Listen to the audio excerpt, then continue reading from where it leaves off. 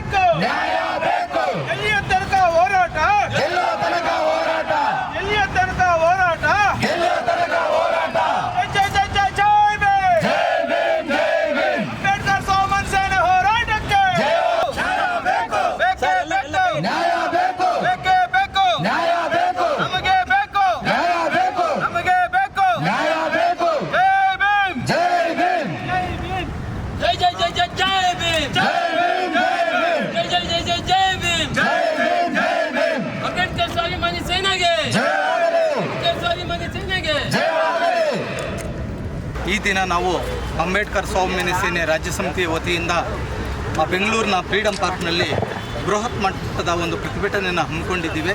ಈ ಒಂದು ಪ್ರತಿಭಟನೆಗೆ ನಮ್ಮ ರಾಜ್ಯಾಧ್ಯಕ್ಷರಾದಂಥ ಕೋದಂಡರಾಮ್ ಸರ್ ಅವರು ಮತ್ತು ಕಾರ್ಯಾಧ್ಯಕ್ಷರಾದಂಥ ಅನಂತಕುಮಾರ್ ಅವರು ಮತ್ತು ರಾಜ್ಯ ಉಪಾಧ್ಯಕ್ಷರು ಮತ್ತು ರಾಜ್ಯ ಪ್ರಧಾನ ಕಾರ್ಯದರ್ಶಿಗಳು ಮತ್ತು ಸಂಘಟನಾ ಕಾರ್ಯದರ್ಶಿಗಳು ಮತ್ತು ಕಾರ್ಯದರ್ಶಿಗಳು ಮತ್ತು ನಮ್ಮ ರಾಜ್ಯದ ಹಲವಾರು ಜಿಲ್ಲೆಗಳಿಂದ ಅನೇಕ ಪದಾಧಿಕಾರಿಗಳು, ಜಿಲ್ಲಾಧ್ಯಕ್ಷರು, ರಾಜ್ಯ ಮತ್ತು ಎಲ್ಲರೂ ಬಂದಿದ್ದಾರೆ. ಇವತ್ತಿನ ಉದ್ದೇಶ ಏನಂತಂತಂದರೆ ವಸತಿ, ಶಿಕ್ಷಣ ಮತ್ತು ಉದ್ಯೋಗಕ್ಕಾಗಿ ಬೃಹತ್ ಪ್ರತಿಭಟನೆಯನ್ನು ಹಮ್ಮಿಕೊಂಡಿದ್ದೀವಿ. ವಸತಿ ಅಂತಂದರೆ ಈ ಒಂದು ಕರ್ನಾಟಕ ಸರ್ಕಾರ ಏನಿದೆ, ನಮ್ಮ ಇಡೀ ರಾಜ್ಯದಲ್ಲಿ ಹಲವಾರು ಹಳ್ಳಿಗಳು, ತಾಲೂಕುಗಳು ಮತ್ತು ಏನು ಹೋಬಳಿಗಳು ತಗೊಂಡಾಗ ಒಂದು ಕೆಲವು ಹಳ್ಳಿಗಳಲ್ಲಿ ಇದುವರೆಗೂ ಒಂದು ಬಡ ಕುಟುಂಬಗಳಿಗೆ ಮನೆಗಳು ಕೊಡ್ತಾಯಿಲ್ಲ ಅಂತಂದರೆ ಸರಿಯಾಗಿ ಅವ್ರಿಗೆ ವಸತಿ ಸಿಗ್ತಾಯಿಲ್ಲ. ತುಂಬ ಗುಡಿಸಲು ಮನೆಗಳು ಇದೆ ಸ್ವಾಮಿ. ಈಗ ಕೆಲವು ಹಳ್ಳಿಗಳಿಗೆ ಹೋದರೆ ಗುಡಿಸಲು ಮನೆ ಇದೆ. ಅದಕ್ಕೆ ಸರ್ಕಾರ ಏನು ಗೊತ್ತಾ, ಎಚ್ಚೆತ್ತುಕೊಂಡು ಅಂಥ ಒಂದು ಗುಡಿಸಲಿಗಿರೋಂಥ ಮನೆಗಳಿಗೆ ವಸತಿ ಸೌಲಭ್ಯನ ಕಲ್ಪಿಸ್ಕೊಡಿ. ಮತ್ತು ಶಿಕ್ಷಣಕ್ಕೆ ಬಂದರೆ ಶಿಕ್ಷಣದಲ್ಲಿ ಈ ಒಂದು ಕರ್ನಾಟಕದಲ್ಲಿ ಒಂದು ಬಿಸ್ನೆಸ್ಸೇ ಆಗಿಬಿಟ್ಟಿದೆ. ಏನಂತಂತಂದರೆ ಬೇರೆ ರಾಜ್ಯಗಳಿಗೆ ನಾವು ಹೋಲಿಸಿದ್ರೆ ಶಿಕ್ಷಣ ಯಾವ ರೀತಿ ಇದೆ ಅಂತಂದರೆ, ತಮಿಳುನಾಡಲ್ಲಿ ಒಂದೇ ಥರದ ಒಂದು ಸ್ಕೇಲ್ ತಂದಿದ್ದಾರೆ. ಇಲ್ಲಿ ಯಾಕೆ ಮಾಡೋಕ್ಕಾಗ್ತಲ್ಲ? ನಮ್ಮ ಇಲ್ಲಿರ್ತಕ್ಕಂಥ MLAಗಳಿರ್ಬೋದು, ಮಂತ್ರಿಗಳಿರ್ಬೋದು, ಒಬ್ಬೊಬ್ಬರದು 4-5 ಕಾಲೇಜ್ಗಳು, 4-5 ಸ್ಕೂಲ್ಗಳು ಮಾಡಿಕೊಂಡು ಅವರು ಬಿಸ್ನೆಸ್ ಥರ ಮಾಡ್ತಾ ಇದ್ದಾರೆ. ಶಿಕ್ಷಣಕ್ಕೆ ಇಲ್ಲಿ ಒತ್ತು ಕೊಡಬೇಕಂತಂದರೆ ಪ್ರತಿಯೊಂದು ಈ ರಾಜ್ಯ ಸರ್ಕಾರ ಏನಿದೆ ಶಿಕ್ಷಣ ಮಹತ್ವ ಕೊಡಬೇಕಂತಂದರೆ ಇಲ್ಲಿ ಸಮಾನವಾದ ರೀತಿ ತರಬೇಕು. ಅದಾಗ್ತಲ್ಲ. ಇದು ಕೂಡ ನಮ್ಮ ಒಂದು ಖಂಡನೆ. ಮತ್ತು ಉದ್ಯೋಗದಲ್ಲಿ ಈ ಒಂದು ಕರ್ನಾಟಕ ಸರ್ಕಾರ ತುಂಬಾ ಅನ್ಯಾಯ ಮಾಡ್ತದೆ.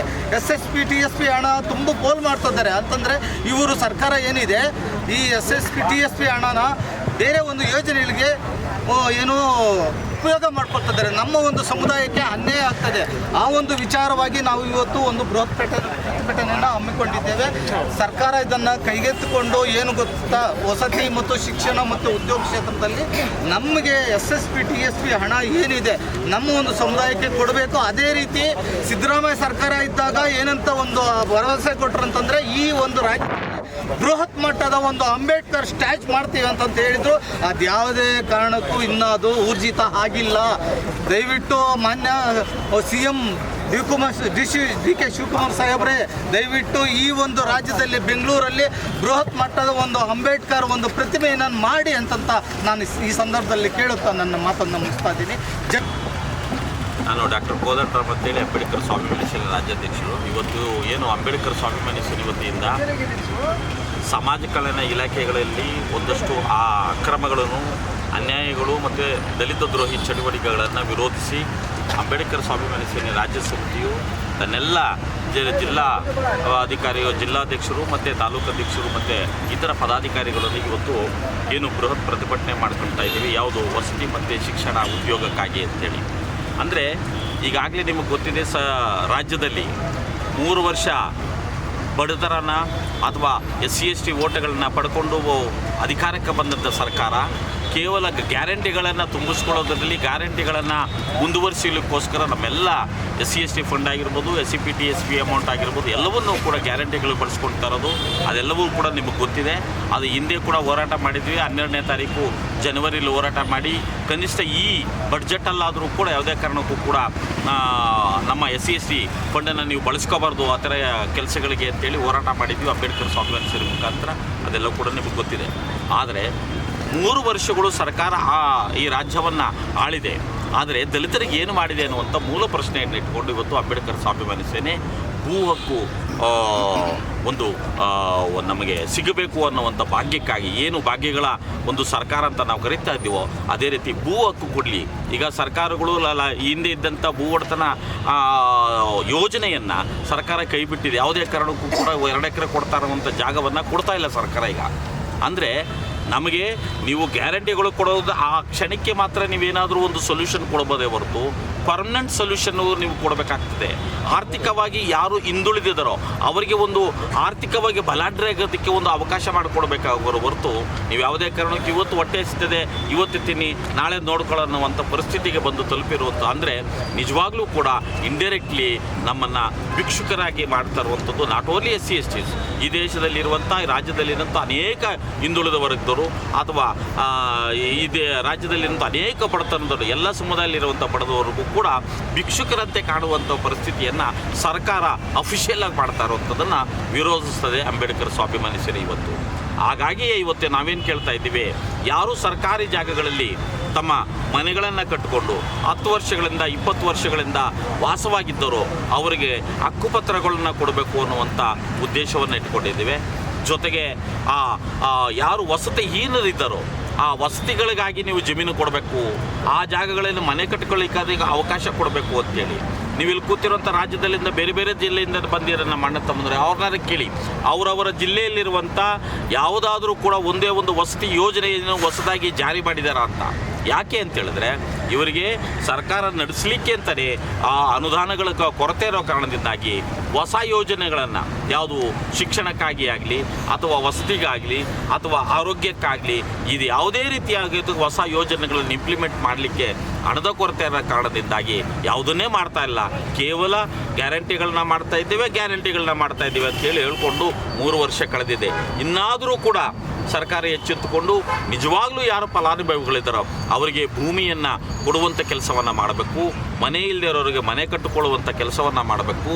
ಜೊತೆಗೆ ಸಮಾಜ ಕಲ್ಯಾಣ ಇಲಾಖೆಯಲ್ಲಿ ಅನುದಾನಗಳ ಹೆಸರಿನಲ್ಲಿ ಅನೇಕ ಒಂದು ಕೋಟ್ಯಾಂತರ ರೂಪಾಯಿಗಳನ್ನು ಈಗಾಗಲೇ ಹಿಂದೆ ಇದ್ದಂಥ ಸರ್ಕಾರಗಳು ಏನು ಮಾಡಿದೆ ಅನುಮೋದನೆ ಕೊಟ್ಟಿದೆ. ನಿಮಗೆ ಅದರ ವಿವರಣವನ್ನು ಆಮೇಲೆ ಕೊಡ್ತೀನಿ ನಾನು. ಯಾವ್ಯಾವ ವ್ಯಕ್ತಿಗಳಿಗೆ ಲಕ್ಷಾಂತರ ರೂಪಾಯಿಗಳ ಅನುದಾನವನ್ನು ಕೊಟ್ಟಿದೆ ಆ ವಿವರ ಎಲ್ಲ ನನ್ನ ಹತ್ರ ಇದೆ. ನಾವು ಮಾತಾಡ್ತಾ ಇರೋದೇನೆಂದರೆ ಸಮುದಾಯಕ್ಕೆ ಬಳಕೆ ಮಾಡಿಕೊಳ್ಳಬೇಕಾಗಿರುವಂಥ ಅನುದಾನಗಳನ್ನು ಯಾವುದೋ ಒಬ್ಬ ವ್ಯಕ್ತಿ ಯಾವುದೋ ಒಂದು ಸಂಘಟನೆಗೆ ಕೊಡೋದಾದರೆ ಆ ಅನುದಾನಗಳು ಯಾರ ಪಾಲಾಗ್ತಾಯಿದೆ, ಇದರ ಹಿಂದೆ ಯಾವ ಅಧಿಕಾರಿಗಳಿದ್ದಾರೆ, ಸಮಾಜ ಕಲ್ಯಾಣ ಇಲಾಖೆಯ ಅಧಿಕಾರಿಗಳು ಅಥವಾ ಯಾರಿದ್ದಾರೆ, ಈ ನಾಯಕರು ಯಾರಿದ್ದಾರೆ, ನಾಯಕರು ಅಂತೇಳಿ ಅಂಬೇಡ್ಕರ್ ಹೆಸರು ಹೇಳ್ಕೊಂಡು ಮಾಡ್ತಾ ಇರೋಂಥವ್ರು ಯಾರಿದ್ದಾರೆ ಇದರ ಹಿಂದೆ, ಈ ಎಲ್ಲ ರೀತಿಯಾದಂಥ ಅವ್ಯವಹಾರಗಳನ್ನು ವಿತ್ ದಾಖಲೆಗಳ ಸಮೇತ ನಾವು ಪ್ರಿನ್ಸಿಪಲ್ ಸೆಕ್ರೆಟರಿ ಕರ್ನಾಟಕ ಸರ್ಕಾರ ಸಮಾಜ ಕಲ್ಯಾಣ ಇಲಾಖೆಯವರಿಗೆ ನಾವು ತಿಳಿಸುವಂಥ ಪ್ರಯತ್ನವನ್ನು ಮಾಡ್ತಾ ಇದ್ದೇವೆ. ಅವರ ಮೇಲೆ ಸಕ್ಷಮ ಪ್ರಾಧಿಕಾರಿಗಳ ಮುಖಾಂತರ ಒಂದಷ್ಟು ಕ್ರಿಮಿನಲ್ ಕೇಸನ್ನು ಮಾಡಬೇಕು. ಆ ನಿಟ್ಟಿನಲ್ಲಿ ನಾವೆಲ್ಲರೂ ಕೂಡ ಒತ್ತಾಯ ಮಾಡ್ತಾ ಇದ್ದೇವೆ. ಆ ಎಲ್ಲ ಅಂಶಗಳನ್ನು ಇಟ್ಟುಕೊಂಡು ಇವತ್ತು ಅಂಬೇಡ್ಕರ್ ಸ್ವಾಭಿಮಾನಿ ಸೇನೆ ಒಂದು ಸಮಾಜ ಕಲ್ಯಾಣ ಇಲಾಖೆಗಳ ಅಕ್ರಮಗಳ ತನಿಖೆಗಾಗಿ ಮತ್ತು ಭೂಮಿ ವಸತಿ ಮತ್ತು ಉದ್ಯೋಗಕ್ಕಾಗಿ ಅಂತೇಳಿ ಪ್ರತಿಭಟನೆಯನ್ನು ಈಗ ತಾನೇ ಹಮ್ಮಿಕೊಂಡು ಮಾಡಿದ್ದೇವೆ. ಮುಂದೆ ಒಂದು 4 ಗಂಟೆಗೆ ನಮ್ಮ ಪ್ರಧಾನ ಕಾರ್ಯದರ್ಶಿ ಸಮಾಜ ಕಲ್ಯಾಣ ಇಲಾಖೆಯವರು ಬರ್ತಾರೆ.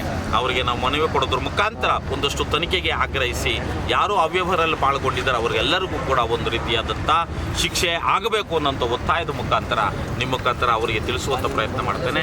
Thank you. ಜೈ ಭೀಮ್, ಜೈ ಭಾರತ್. ನಮ್ಮ ಪರಿಚಯ ಮಾಡ್ಕೊಳ್ಳಿ. ಡಾಕ್ಟರ್ ಕೋದಂಡರಾಮ ಅಂಬೇಡ್ಕರ್ ಸ್ವಾಭಿಮಾನಿ ಸೇನೆ.